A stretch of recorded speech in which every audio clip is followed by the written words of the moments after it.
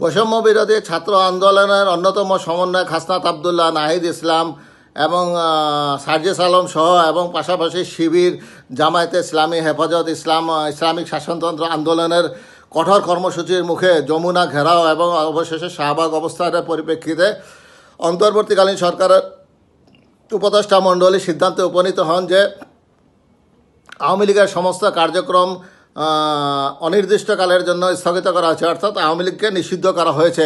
দেশের বৃহত্তর স্বার্থে এবং হাসিনা সহ যেসব দুর্নীতিবাজ পলাতক রয়েছেন তাদের বিচারটাকে সুষ্ঠুভাবে করার জন্য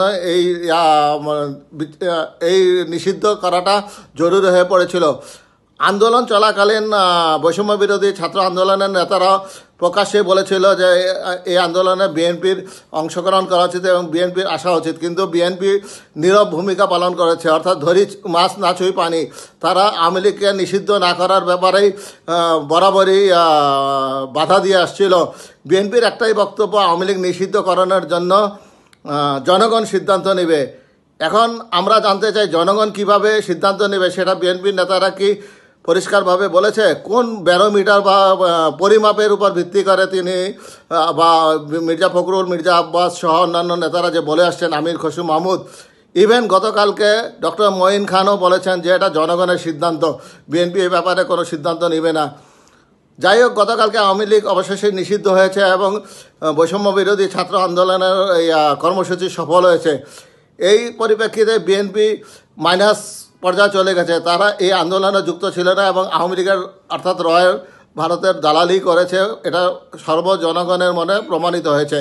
আওয়ামী লীগের সব কার্যক্রম নিষিদ্ধ, প্রতিক্রিয়া জানিয়ে যা বলল বিএনপি, সব ধরনের কার্যক্রম নিষিদ্ধ হয়েছে জুলাই আন্দোলনে ক্ষমতাচ্যুত ফ্যাসিবাদী রাজনৈতিক দল আওয়ামী লীগের। সন্ত্রাস বিরোধী আইনের আওতায় এই সিদ্ধান্ত নিয়েছে অন্তর্বর্তী সরকার। এ সংক্রান্ত প্রজ্ঞাপন আগামীকাল সোমবার জারি হতে পারে। প্রধান উপদেষ্টা ডক্টর মোহাম্মদ ইউনূসের নেতৃত্বাধীন উপদেষ্টা পরিষদের জরুরি বৈঠকে শনিবার রাতে এই সিদ্ধান্ত নেওয়া হয়। এদিকে আওয়ামী লীগকে নিষিদ্ধ করার সিদ্ধান্তে আনন্দিত বিএনপি উল্লেখ করে দলটির মহাসচিব ফখরুল ইসলাম আলমগীর বলেছেন, অনেক আগে থেকে আওয়ামী লীগকে নিষিদ্ধ করার দাবি জানিয়ে আসছি। বিলম্বে হলে অন্তর্বর্তীকালীন সরকারের কার্যক্রম নিষিদ্ধ করার সিদ্ধান্তে আনন্দিত। কতটাই না ভণ্ড এই মির্জা ফখরুল ইসলাম, এক এক সময় এক এক কথা বলছেন। আমরা দেখে নেই বিএনপির অন্যান্য নেতারাও কী বলছেন।